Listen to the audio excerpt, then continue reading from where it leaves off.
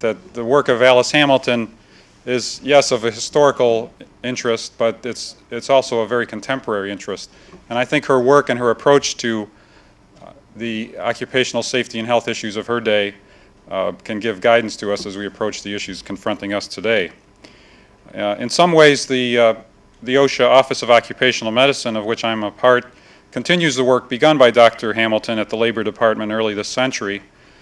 Dr. Melissa McDermott is the director of the Office of Occupational Medicine, a group which provides medical and toxicologic consultation to other components of the agency. Dr. McDermott joined OSHA 2.5 years ago after directing the Occupational Medicine Residency Program at Johns Hopkins University. Dr. McDermott is known today's guest speaker for many years and will now introduce her to us. Melissa?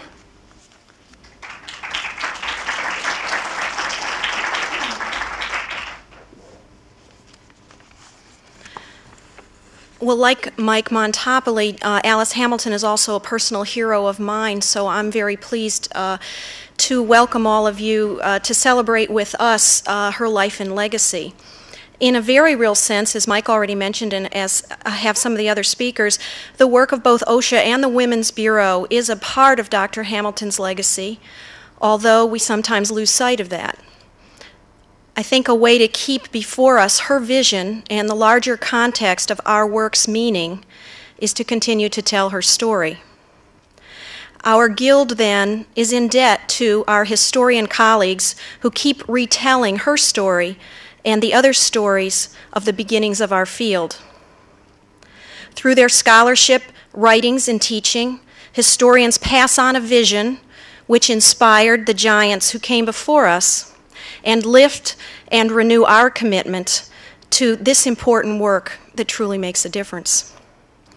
Today we are fortunate to have one of the few occupational health historians in our country join us to tell in her own words Dr. Hamilton's story.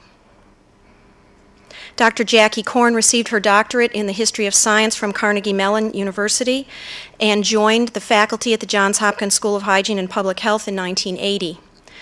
She presently holds the rank of Associate Professor in the Department of Environmental Health Sciences. Dr. Korn inaugurated courses in the history and policy of occupational health and has also taught courses in environmental health history and policy.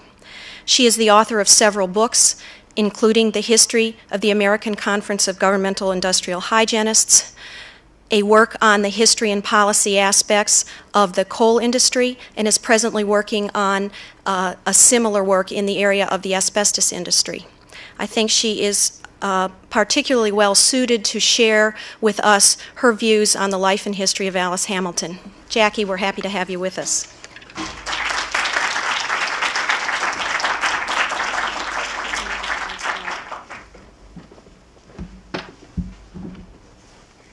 Thank you very much.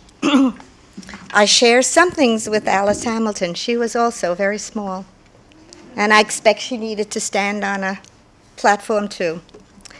It is an honor to be asked to present this lecture in celebration of the 125th birthday of Alice Hamilton, who was both a pioneer in occupational medicine and an advocate of social reform. I thank both the Occupational Safety and Health Administration and the Women's Bureau for their kind invitation.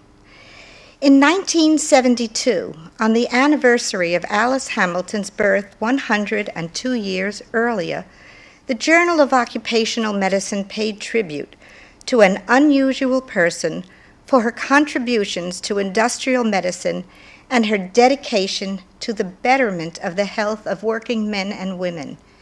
At that time, few people, other than a small group of professionals concerned with occupational health, had ever heard of Dr. Alice Hamilton, who led a crusade for protective health legislation in American industry that started in the early part of the 20th century and who stimulated the growth of a hitherto unexplored field of American medical endeavor, occupational medicine.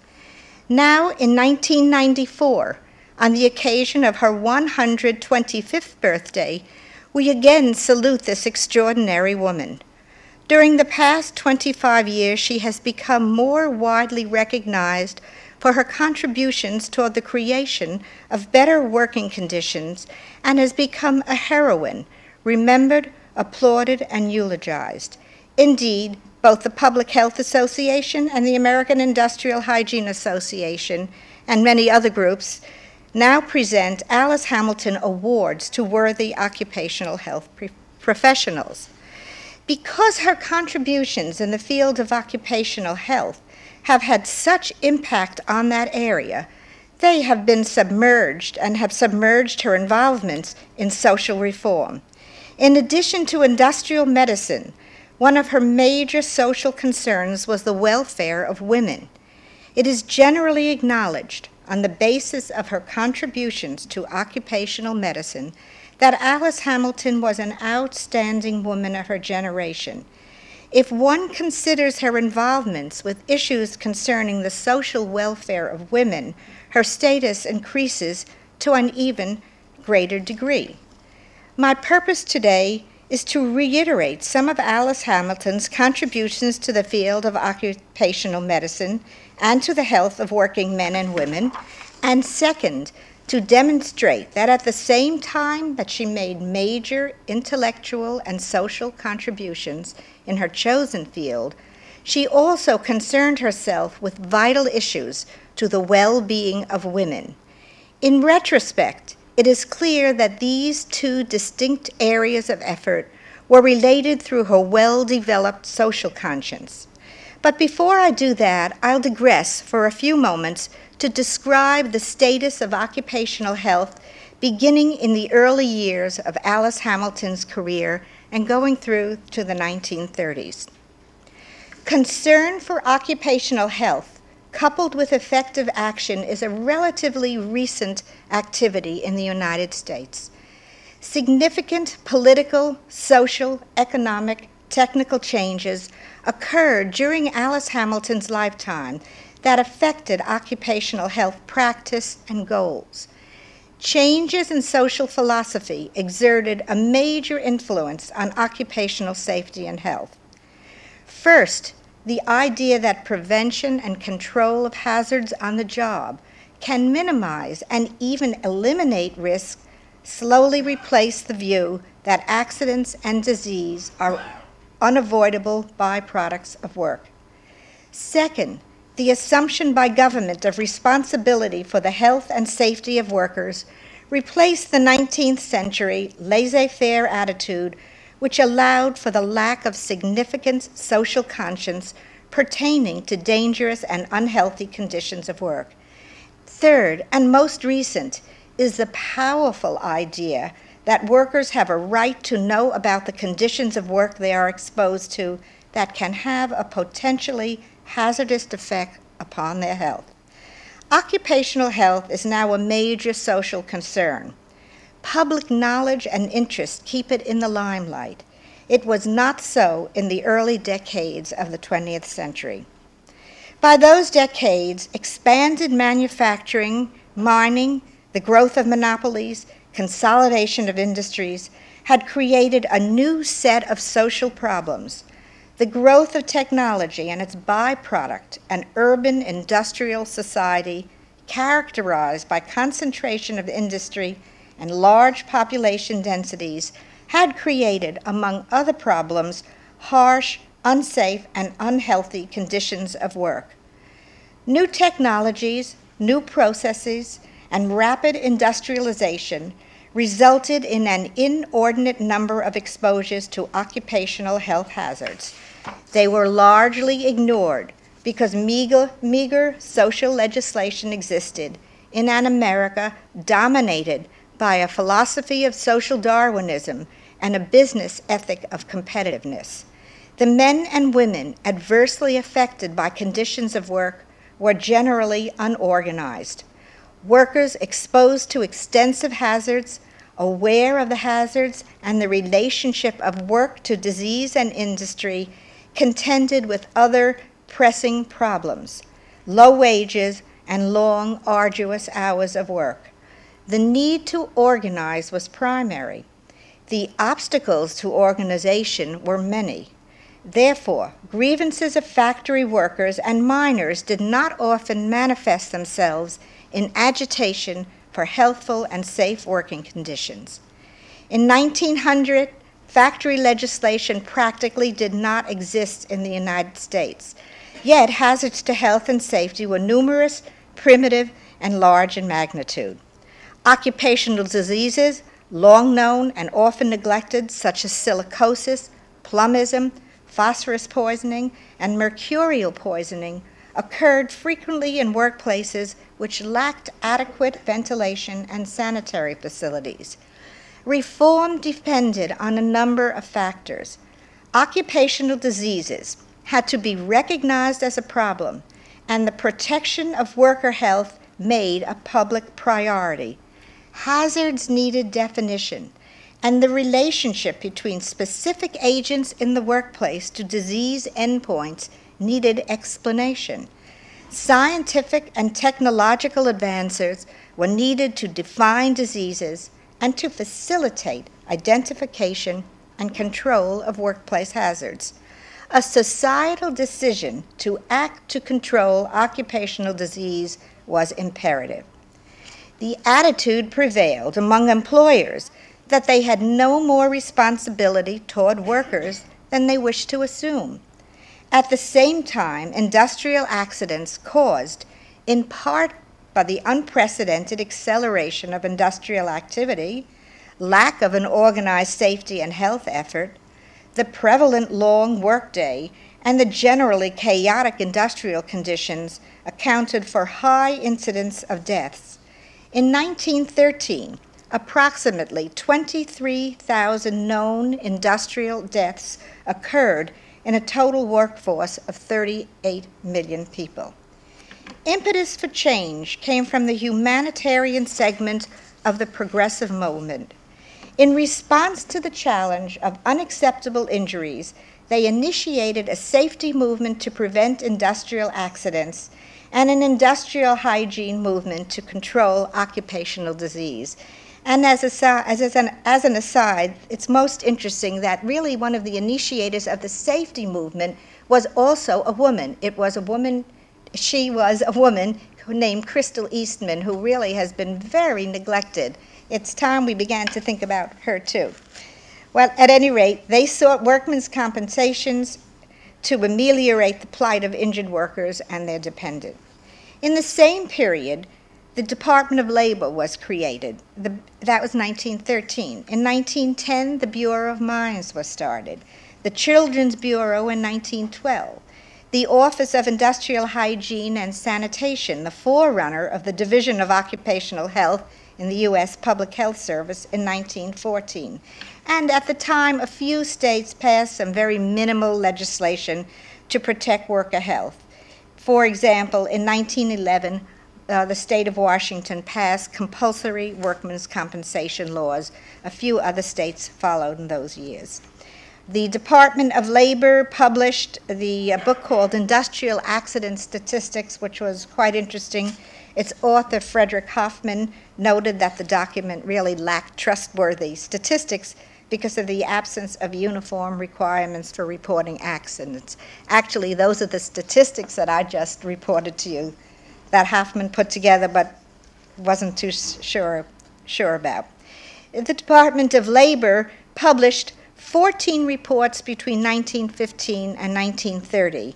They represent the beginnings of the description and definition of workplace hazards by means of industrial surveys and scientific studies. During the same period, the first modern occupational health textbooks were published, and there was some activity in the private sector. For example, the American Association of Labor Legislation was organized in 1906, and it was a very active and interesting organization. They conducted investigations, held conferences, published reports, drafted bills, and tried to secure enactment into law of progressive standards.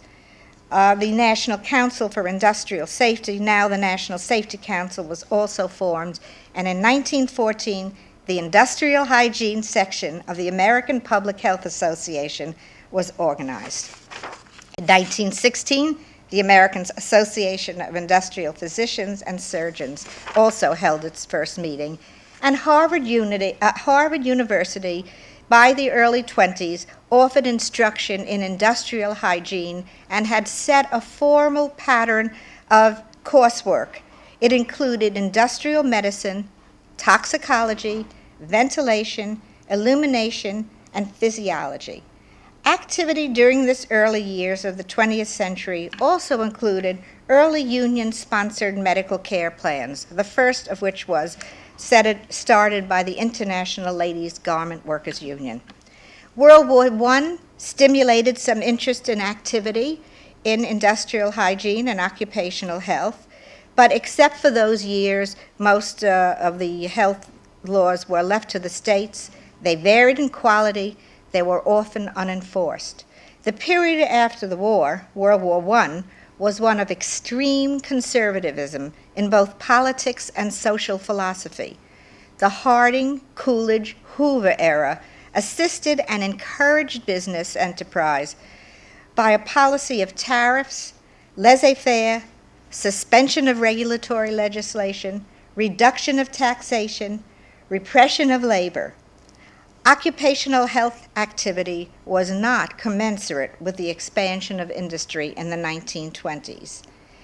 This then, well, this is the milieu that Alice Hamilton worked in. This is where she was doing, the time that she was doing her best work. And I think it's good to look back and to see what the situation was, because we often think that this wonderful woman was working in times like ours, but she wasn't.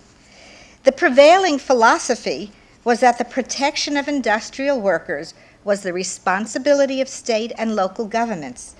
To most state health agencies, protection meant matters of sanitation, employment of women and children, and compensation of employees following an accident. Industrial hygiene measures to safeguard the health of working men and women were minimal. Now, the idea persisted that the task of an occupational health professional was to persuade industry to solve its own problems. Governmental setting and enforcing of standards had not yet been accepted as the philosophical basis for creating healthful and safe working conditions.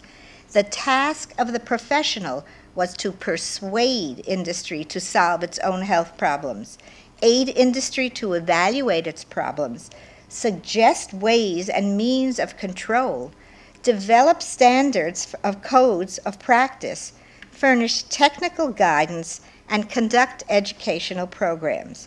It was thought that the health and safety of industrial workers could best be achieved by state and local health departments cooperating with employers and workers.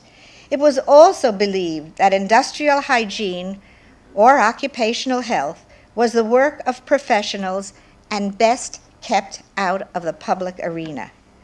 Technical problems in need of solution included the need to develop more precise sampling instruments and analytical methods, better tools to detect cases of disease, increased engineering knowledge to control factory environments, and more sophisticated methods to detect small amounts of toxic materials. It was in this milieu that Alice Hamilton made major contributions to the health and welfare of American workers. She was not alone, but she was, as she described herself, quote, a pioneer in the unexplored field of industrial medicine. She did much to bring about change and to alert others about the health status of American workers. She made valuable contributions as a teacher as well as investigator into the extent of industrial disease in the United States. Alice Hamilton, very much a part of the humanitarian sector of the progressive movement, did much to implement change in the health status of the American worker. Now, a very small piece of this paper really reiterates some of the things that we heard before. I did not get the program till after I wrote the speech, and it's just a few pages. I think I'm going to continue with them because there may be just some other kind of viewpoint you might see.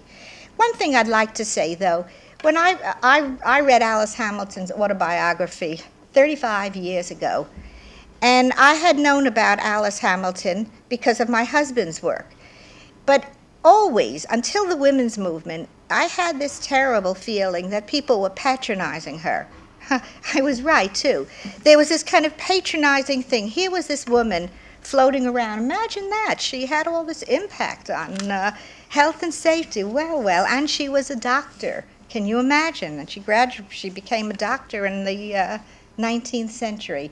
And so when I write about her, I try hard myself not to be patronizing, because what happens, you use her autobiography, you use biographies written about her. There were a number of papers written about her when they had the celebration in 1972. There's the biography that's really a feminist biography that Barbara Sicherman did, but still one must be very careful when telling about her accomplishments to remember that she was a woman, that she was ahead of her time, that she suffered a lot of the problems that women had to suffer who had to make it in a man's world. And I think that it would be good for us to remember that. So let me say something about her education. We've talked about that already. She was educated as a physician. She went to Germany to study. There's a wonderful article that she wrote about studying in Germany that really, the woman had a sense of humor too. Nobody ever says that. Then she went to Johns Hopkins, which is almost as, well, I guess it's as bad as Harvard. And then she really had this extraordinary experience. It was a great experience. It was to live in Hull House. And I mean, I guess it's a feminist dream to live in Hull House, because she was there with Jane Addams, Florence Kelley, and Julia Lathrop, and she learned a great deal from these women. And they had a wonderful camaraderie, which should never be overlooked. And in her own words, she doesn't describe her friends as much as her experience, but she said, "It was my experience at Hull House that aroused my interest in industrial disease. Living in a working class quarter, coming into contact with laborers and their wives, I could not fail to hear tales of the dangers that working men faced, of cases of carbon monoxide gassing in the great steel mills, of painters disabled by lead palsy, of pneumonia and rheumatism among men in the stockyards." Well, in the years she worked at Hull House, she learned about other things. She learned a great deal about civil liberties. And I don't think in the earlier years we really heard that much of her, but she was a person who was appalled at the Sacco-Vanzetti case. This was a cause that was very important to her in these years. But she also learned about occupational health. She said she studied in these years. She really used this time wisely. By 1910, she was into occupational health, and it was noted in the film about Alice Hamilton how she did the studies for Governor Dineen in Illinois, and then did studies for the federal government. At the time, it was 1912, so it was the Bureau of Labor. She also, by 1934, had written the very first textbook in industrial toxicology. So we know in these years she studied, we know what she studied, she did very well, she became an authority, and she made major contributions in occupational safety and health. 1919, nobody ever forgets to tell you that in 1919, recognition as an authority in the field of industrial medicine brought her an appointment as an assistant professor at Harvard Medical School. She became the first woman on that faculty at a time when the Harvard Medical School still refused admission to women students. The appointment caused much comment and occasioned a number of newspaper articles. I read a lot of those articles. They talked about what she wore, what she looked like. It was really interesting. Her sharp comments about the appointment, which was an honor, reveal much about the woman. She said, quote, "Yes, I am the first woman on the Harvard faculty, but not the first one who should have been appointed," end of quote. When she retired from Harvard in 1935, she was still an assistant professor. Harvard had to exercise some self-control. My second purpose is to demonstrate the vital concern of Alice Hamilton for the welfare of women, and it will focus on but two of the many women's issues she concerned herself with: birth control and protective labor legislation for women.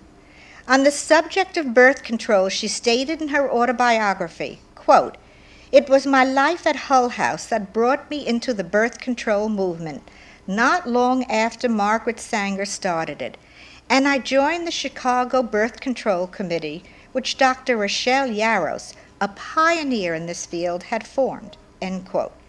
She believed in family planning at a time when such a position was extremely unpopular, also often citing the need for conception prevention as a substitute for the too prevalent birth control method, self-induced abortion, rampant in Chicago's tenements.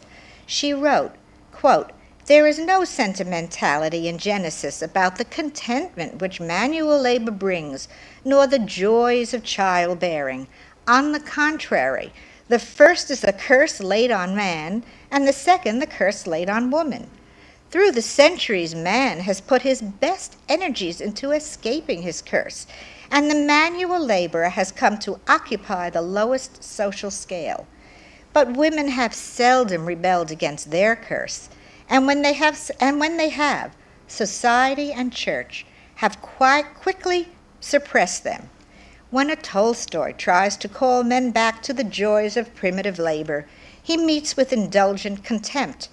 But women's curse is still sacred, and even the attempt to make childbearing less painful met with opposition from the clergy for many years because it was contrary to Scripture," end of quote.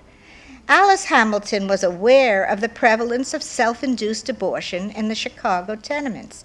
She said, quote, "Birth control is carried on in the tenements all the time, in a form far worse than the prevention of conception, which the poor do not understand.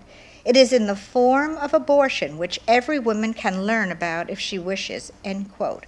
Her interest and attitude toward birth control derived from first-hand knowledge of life among women who were helpless because of lack of information and social mores. This interest continued and appeared again in Alice Hamilton's writing after she left Hull House. In 1929, while a member of the Harvard faculty, she wrote a short pamphlet for the New York League of Women Voters. The pamphlet, similar to the early letter printed in her autobiography, once again stated her position in favor of birth control and reiterated the points made earlier.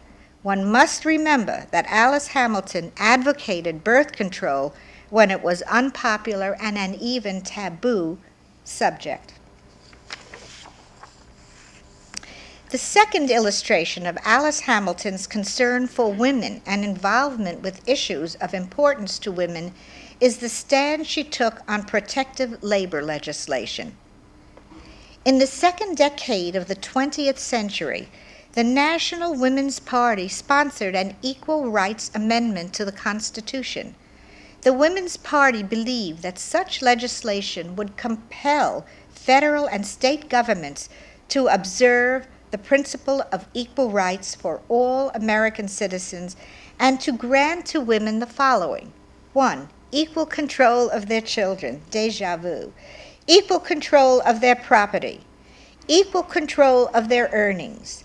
Equal rights to make contracts. Equal citizenship rights.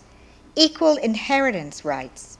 Equal control of state and local governments. Equal opportunities in schools and universities. Equal opportunities in government service. Equal opportunities in professions and industries, and lastly, equal pay for equal work. This necessary legislation, designed to correct the inequities of political, legal, and civil status between men and women, if adopted, would at the same time abrogate state laws in conflict with it. Some states had enacted protective legislation governing women's employment in industry. For example, laws limiting the number of hours of work permitted and laws prohibiting night work for women. Thus, the Equal Rights Amendment, if passed, would nullify the few existing state laws which offered some meager protection for women workers. Because passage of the Equal Rights Amendment threatened the existence of protective labor legislation, a number of women's organizations, led by the Women's Trade Union League, opposed this constitutional amendment, fearing it would destroy the social legislation enacted by states to protect working women. It appears that the Women's Party did not concern itself with the specific problems of working women and instead focused upon general problems of inequality between the sexes. The Women's Party stated that protective labor laws were designed by men to rid themselves of the competition of women and that such laws only hindered women's advancement. The Women's Party declined to discuss the needs of women industrial workers. In 1926, at the biennial meeting of the Women's Trade Union League in Kansas City, that group took issue with the Women's Party, particularly with the Women's Party policy toward remedial legislation and industry. The League, referring to the Equal Rights Amendment sponsored by the Women's Party, resolved, quote, "The organized working women are the only group competent to decide the best methods of bringing about real equality of the sexes in industry. The National Women's Party," quote, it declared, "is composed of mainly professional, semi-professional, or non-wage earning women who are unable to get the viewpoint of the woman in industry or to appreciate her need for legislative assistance." The issue was, in reality, one of class, with the Women's Party representing professional, semi-professional, and non-wage earners, and the Women's Trade Union League representing women wage earners. Neither group would accept the viewpoint of the other. The Women's Party believed that protective legislation only hindered attainment of equal rights, while the Women's Trade Union League focused upon the need its members had for continued, extended, protected labor legislation. Alice Hamilton, whose life and work testified to her dedication to the cause of equality, refused to support the Equal Rights Amendment and became involved in the controversy surrounding the legislation. After reading her letters, editorials, and scientific papers, there is little doubt that she agreed with the ultimate ends, equal rights, equal opportunity, and equal pay, but could not agree with the means employed by the Women's Party, means which would negate protective labor laws for women. She knew such legislation was minimal, but experience in industry developed the viewpoint that women could not afford nullification of protective labor legislation at that time. I'd like to read a rather caustic letter she wrote to Mrs. Hooker, who was a feminist and who was in favor of the Equal Rights Amendment. Quote, I'm not reading the whole letter, I'm starting in the middle. Quote, "I could not discuss it with you then, rescinding of protective labor legislation, for I felt it too deeply, and one cannot combine a friendly cup of tea with hot rejoinders, such as those which flew into my mind as I listened to you.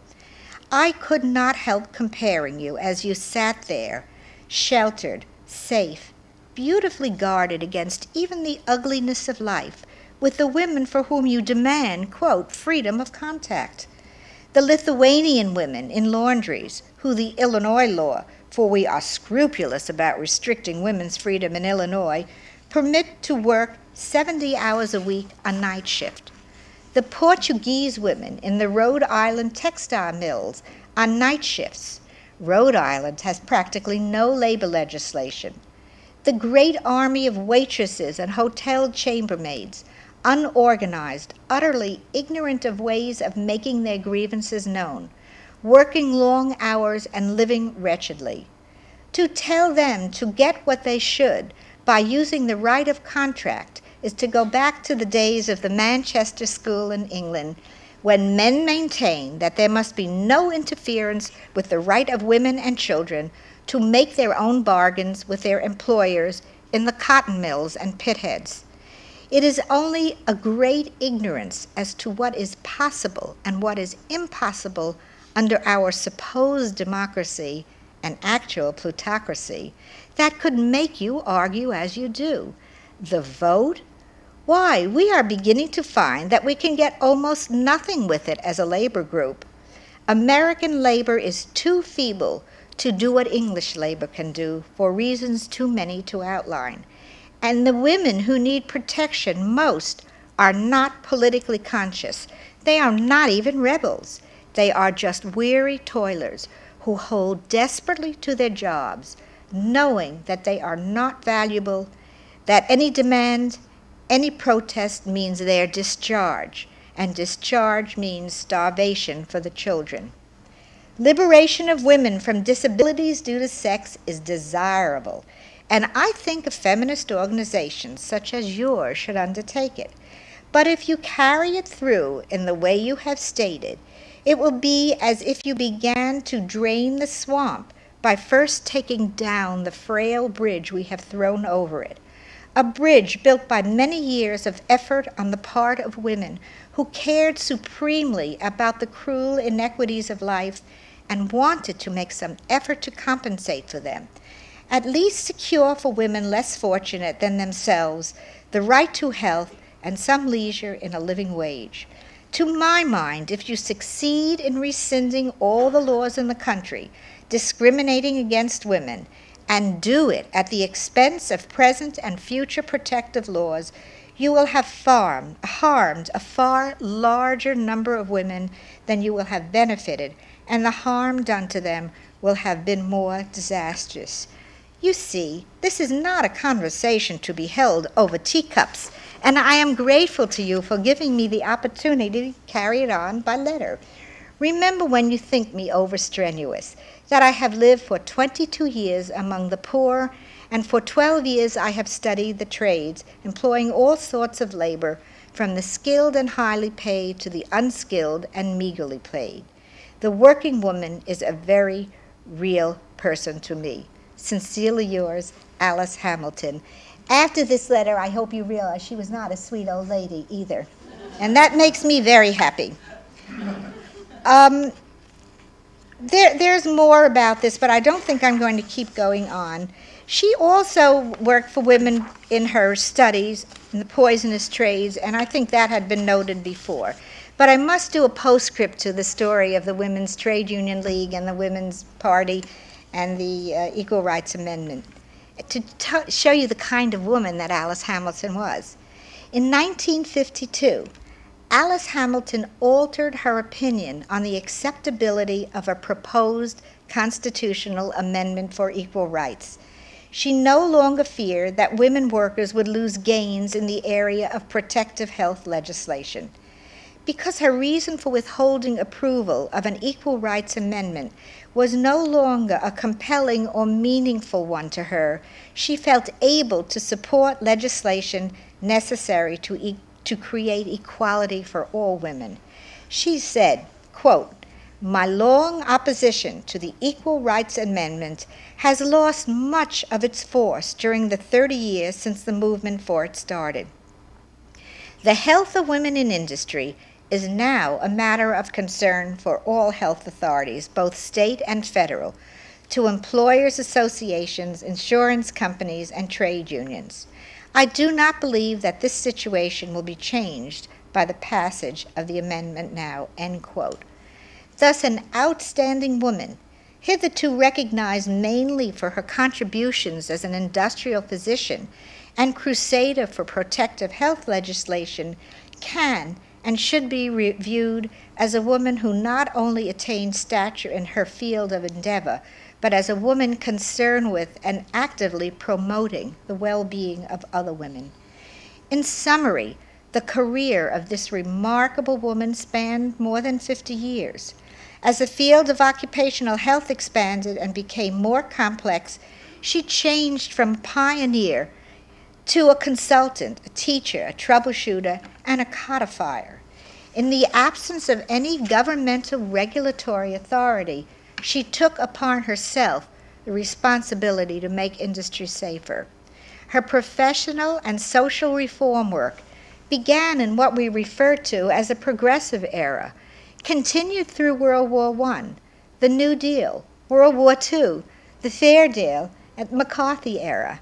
Starting as a progressive reformer, she became a liberal New Dealer and what I consider a true civil libertarian.